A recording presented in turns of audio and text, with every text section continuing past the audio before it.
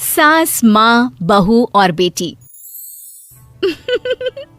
नहीं नहीं, ये कहानी इन सारे के सारे रिश्तों की नहीं, बल्कि दो रिश्तों में ही सभी रिश्तों के होने की है। अरे बहू, मेरे और तेरे ससुर जी की रोटी मत बनाना, मैं बना लूंगी, दिन तक ठंडी हो जाती है। बहू जो कि एक वर्किंग लेडी थी। नहीं नहीं माँ जी, मैं अच्छे से कपड़े में लपेट देती हूँ ना, आप क्यों मेहनत करेंगी, माइक्रोवेव में गर्म कर लेना। अरे नहीं बहू, मेहनत मत कर, वैसे भी ऑफिस में कम मेहनत होती है क्या, जा रहने दे। लेकिन बहू मानती नहीं, वो सास ससुर की रोटी बनाकर ही जाती है। दोपहर में खाने के वक्त ससुर जी कहते हैं, अरे बहू को रोटी बनाने के लिए क्यों मना कर दिया, क्या हो गया, ठंडा ही तो खाते आए हम लोग हमेशा से। अरे वो क्या है ना, सुबह ऑफिस जाती है, घर का सारा काम करने में वक्त लग जाता है, अरे थकती है वो अलग, तो मैंने सोचा बहाने से ही थोड़ा कम काम करवाऊं। ससुर मुस्कुरा रहे होते हैं। ये तो अच्छा है, बहू को समझना जरूरी है।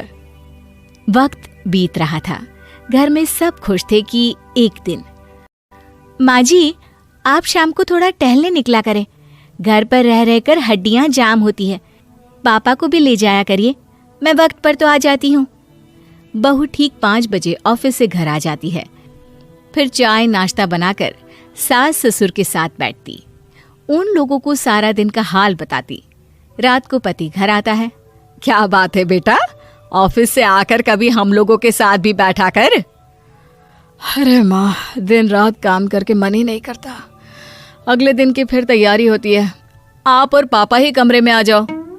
इससे अच्छी तो बहू है, कितना भी थकी रहे, घर आकर हम लोगों के लिए चाय नाश्ता बनाना, फिर बातें करना।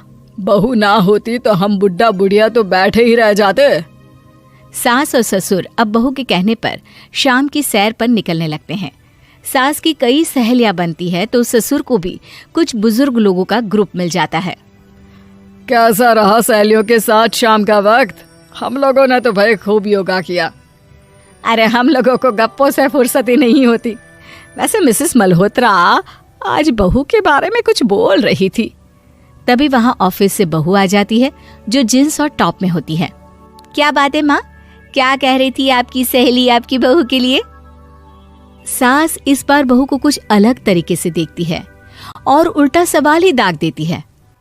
क्या कह रही थी वो हटा, ये बता, तेरे ऑफिस में तो मर्द भी काम करते होंगे ना? बहू जो अब तक मजाक कर रही थी वो सीरियस हो जाती है। मर्द होंगे नहीं माँ जी, मर्द ही ज्यादा हैं, हम 5 ही लड़कियां हैं ऑफिस में। अरे तो अच्छा लगता है क्या ऐसे कपड़े पहनती हो? कल से तुम ना साड़ी पहनकर ऑफिस जाना, और हाँ, शाम का नाश्ता थोड़ा जल्दी बनाया करो, नाश्ता बनाकर बाद में ही ऑफिस के कपड़े चेंज करने जाना। बहू को समझ में नहीं आता कि सास को हो क्या गया है, लेकिन वो कुछ नहीं कहती, सीधे किचन में जाकर चाय नाश्ता बनाती है और सास ससुर को दे देती है। अगले रोज बहू ऑफिस के लिए तैयार होती है तो खूब सुंदर सी साड़ी पहनती है और ऑफिस के लिए निकलने से पहले सास और ससुर के पैर छूती है और निकल जाती है।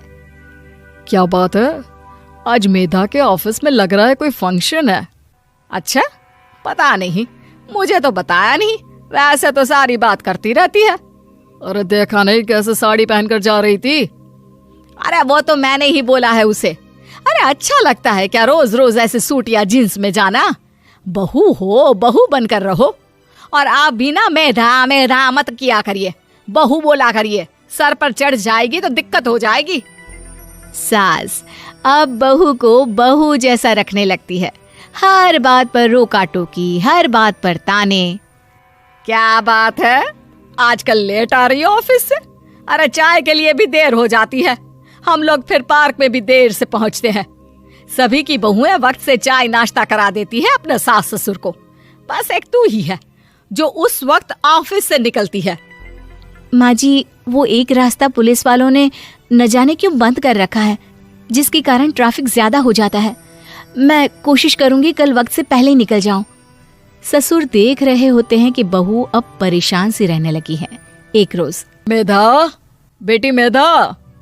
जी पिताजी। बेटा देख जरा कौन सी टी शर्ट अच्छी लग रही है। वो क्या है ना, शाम को सब बदल बदल कर टी शर्ट पहनते हैं, मैं भी सोच रहा हूँ कि आज कुछ अच्छा सा पहन कर जाऊं। हाँ पिताजी, ये सही है। ये लाल वाली ना बहुत जचेगी आप पर। मेरे पापा पर भी डार्क रंग बहुत जचता है। क्या चल रहा है? अरे ससुर के सामने घूंघट तो छोड़ो, ऊपर से रंग बताया जा रहा है टी शर्ट का। अरे बहू, कोई संस्कार दिए नहीं है क्या तेरी माँ ने? बहू इस बार बहुत निराश हो जाती है। वो वहां से तुरंत अपने कमरे में चली जाती है। अब बहू घर का सारा काम करती, ऑफिस जाती, लेकिन साड़ी और सर पर पल्ला लेकर। एक बार पड़ोसन उनके घर आती है। वाह सुमित्रा बहन, बहू का तो रूप ही बदल दिया। ठीक किया, बहू बहू जैसी ही अच्छी लगती है। अच्छा चलती हूँ मैं। पड़ोसन के जाने के बाद सास बड़ी अकड़ के साथ कहती है, देखा मेरा कमाल, कैसे मैंने मेधा बहू को कंट्रोल में कर लिया। अब बारी ससुर के बोलने की थी।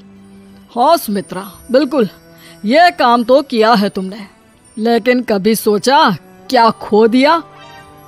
क्या खो दिया? मैंने तो कुछ नहीं खोया जी। खोया है, पहले बहू जब ऑफिस जाती तुम्हारे पैर छूकर तुम्हें गले लगाती, लेकिन अब सिर्फ पैर छूती है। हाँ जी, ये बात तो आप ठीक बोल रहे हैं। पहले घंटों हम लोगों से बात करती, कमरे में ना जाती, ऑफिस से आते ही खुद की चाय, खाना, नाश्ता सब हम लोगों के साथ करती, सारी बात बताती।